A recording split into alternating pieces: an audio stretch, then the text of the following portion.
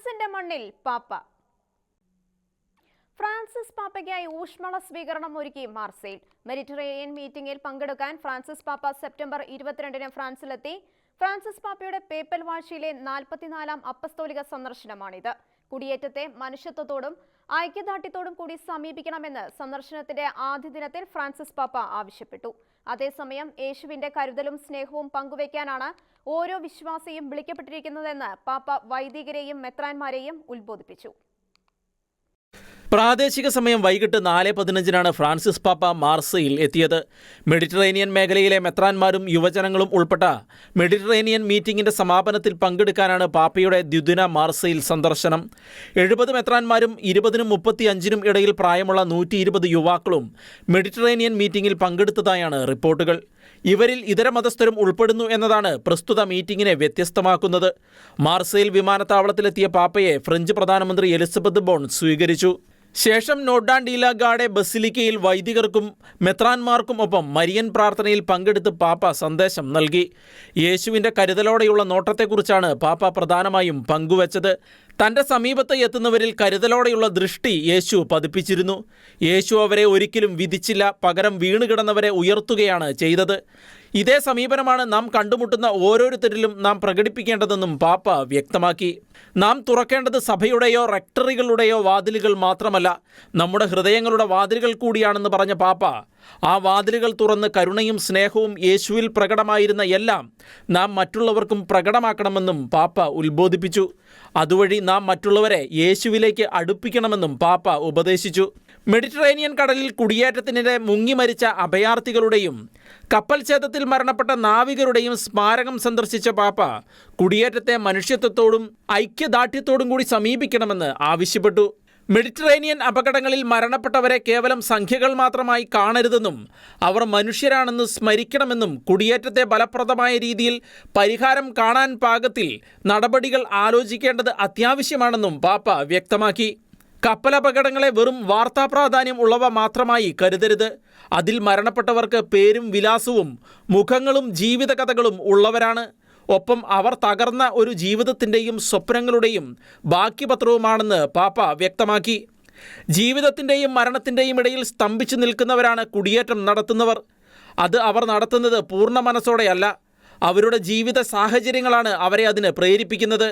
നല്ലൊരു ഭാവി സ്വപ്നം കണ്ട് കടലിലെ തിരമാലകളോട് പൊരുതിയും മറ്റും അവർ മുന്നേറവേ ചിലർ അതിൽപ്പെട്ട് മരണമടയുന്നു. അതിനാൽ സാഹോദര്യത്തോടും മനുഷ്യത്വത്തോടും ഐക്യദാർഢ്യത്തോടും കൂടി വേണം കുടിയേറ്റക്കാരുടെ പ്രശ്നങ്ങൾ കൈകാര്യം ചെയ്യാനെന്നും പാപ്പ ആവർത്തിച്ചു. International desk, Shekinah news. ലോകത്തെ സമാധാനത്തിലേക്ക് നയിക്കാനുള്ള ഗവേഷണശാലയാക്കി മെഡിറ്ററേനിയനെ മാറ്റണമെന്ന് ഫ്രാൻസിസ് പാപ്പ. മാർസെയിൽ വെച്ച് നടക്കുന്ന മെഡിറ്ററേനിയൻ മീറ്റിംഗിന്റെ സമാപനത്തിൽ സംസാരിക്കുകയായിരുന്നു പാപ്പ. ശേഷം ഫ്രഞ്ച് പ്രസിഡന്റ് ഇമ്മാനുവൽ മാക്രോണുമായി ഫ്രാൻസിസ് പാപ്പ കൂടിക്കാഴ്ച നടത്തി. മെഡിറ്ററേനിയൻ സമുദ്രത്തിലെ 5 തീരങ്ങളിൽ നിന്നുള്ള 70 മെത്രാന്മാരും 120 യുവാക്കളും അടങ്ങുന്നതായിരുന്നു മെഡിറ്ററേനിയൻ മീറ്റിംഗ്. മേഖലയിലെ രാഷ്ട്രീയ, സാമ്പത്തിക, പാരിസ്ഥിതിക വെല്ലുവിളികളെക്കുറിച്ച് ചർച്ച ചെയ്യാനും ഒപ്പം കുടിയേറ്റ പ്രശ്നങ്ങൾക്ക് പ്രതിവിധി കണ്ടെത്താനുമായിട്ടാണ് പ്രസ്തുത മീറ്റിംഗ് സംഘടിപ്പിച്ചത്. മീറ്റിംഗിന്റെ സമാപന സമ്മേളനത്തിൽ പങ്കെടുക്കാനായിരുന്നു ഫ്രാൻസിസ് മാർപ്പാപ്പയുടെ മാർസെയിൽ സന്ദർശനം. സമാപന സമ്മേളനത്തിൽ ഫ്രഞ്ച് പ്രസിഡന്റ് ഇമ്മാനുവൽ മാക്രോണും സന്നിഹിതനായിരുന്നു. മെഡിറ്ററേനിയൻ മേഖലയെ ലോകത്തിന്റെ കണ്ണാടി എന്നാണ് പാപ്പ മെഡിറ്ററേനിയൻ മീറ്റിംഗിനെ അഭിസംബോധന ചെയ്ത് സംസാരിക്കവെ വിശേഷിപ്പിച്ചത്. ആഗോളതലത്തിലുള്ള ഒരു വിളി മെഡിറ്ററേനിയൻ മേഖലയിലുണ്ടെന്നും അത് ലോകമെങ്ങും സാഹോദര്യവും സമാധാനവും കെട്ടിപ്പടുക്കാനും അതുവഴി സംഘർഷങ്ങൾ അവസാനിപ്പിക്കാനുമായുള്ള വിളിയാണെന്നും പാപ്പ ചൂണ്ടിക്കാട്ടി. ഇന്ന് സംഘർഷങ്ങളുടെ ഒരു സമുദ്രമാണ് ലോകത്ത് കാണപ്പെടുന്നതെന്ന് ചൂണ്ടിക്കാട്ടിയ പാപ്പ ലോകത്തെ സമാധാനത്തിലേക്ക് നയിക്കാനുള്ള ഗവേഷണശാലയാക്കി മെഡിറ്ററേനിയനെ മാറ്റണമെന്ന് ആവശ്യപ്പെട്ടു. സംഘർഷങ്ങളെ സമാധാനമാക്കി രൂപാന്തരപ്പെടുത്തി എടുക്കുക എന്ന ലക്ഷ്യത്തെ ഒരു വിളിയായി സ്വീകരിക്കണമെന്നും പാപ്പ ആവശ്യപ്പെട്ടു. അതേസമയം പാവപ്പെട്ടവരുടെയും നിസ്സഹായരുടെയും വിലാപത്തിന് ചെവി കൊടുക്കണമെന്നും കുടിയേറ്റം എന്ന പ്രതിഭാസത്തെ അടിയന്തരാവസ്ഥയായിട്ടല്ല, കാലത്തിന്റെ യാഥാർത്ഥ്യമാണ് എന്ന് മനസ്സിലാക്കണമെന്നും പാപ്പ പറഞ്ഞു. അസ്ഥിരത മൂലം മാർസെയിൽ പോലുള്ള യൂറോപ്യൻ മേഖലകൾ വിവിധ തരത്തിലുള്ള സാമൂഹിക സംഘർഷങ്ങളും വർദ്ധിച്ചുവരുന്ന കുറ്റകൃത്യങ്ങൾ മൂലം അനേകം പ്രതിസന്ധികളും നേരിടുന്നുണ്ടെന്ന് പറഞ്ഞ പാപ്പ സാമൂഹ്യ തിന്മകളല്ല പ്രതിസന്ധി സൃഷ്ടിക്കുന്നതെന്നും മറിച്ച് കരുതൽ നൽകുന്നതിലുള്ള പിഴവാണ് കാരണമെന്നും വ്യക്തമാക്കി. സമൂഹത്തിലെ ദുർബലരായ വൃദ്ധർ, ഗർഭസ്ഥ ശിശുക്കൾ, കുറ്റകൃത്യങ്ങളിൽ ഏർപ്പെട്ടിരിക്കുന്ന യുവജനങ്ങൾ, അക്രമങ്ങൾക്കും മതപീഡനത്തിനും ഇരകളാകുന്നവർ തുടങ്ങിയ എല്ലാവരോടും അവരുടെ മനുഷ്യാന്തസ്സിനെ ബഹുമാനിച്ചുകൊണ്ട് മുന്നേറാൻ ശ്രമിക്കണമെന്നും പാപ്പ ആവശ്യപ്പെട്ടു. അഭയാർത്ഥികളെ സ്വാഗത മനോഭാവത്തോടെ സമീപിക്കണമെന്ന് പറഞ്ഞ പാപ്പ സംരക്ഷണം, പ്രോത്സാഹനം, സമന്വയം തുടങ്ങിയ സമീപനങ്ങൾ അവരോട് സ്വീകരിക്കണമെന്നും ഒപ്പം സുവിശേഷം മുന്നോട്ട് വയ്ക്കുന്ന സാഹോദര്യത്തിന്റെയും ഉപവിയുടെയും സാക്ഷികളാകാൻ ശ്രമിക്കണമെന്നും ദൈവം നിർദ്ദേശിച്ചതുപോലെ അയൽക്കാരനെ സ്നേഹിക്കാനും ആശ്വസിപ്പിക്കാനും കഴിയണമെന്നും പാപ്പ പറഞ്ഞു.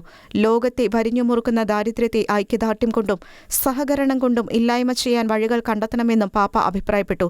സമാപന സമ്മേളനത്തിന് ശേഷം ഫ്രാൻസിസ് പാപ്പയും ഫ്രഞ്ച് പ്രസിഡന്റ് ഇമ്മാനുവൽ മാക്രോണും സ്വകാര്യ കൂടിക്കാഴ്ച നടത്തി. International desk, Shekinah news.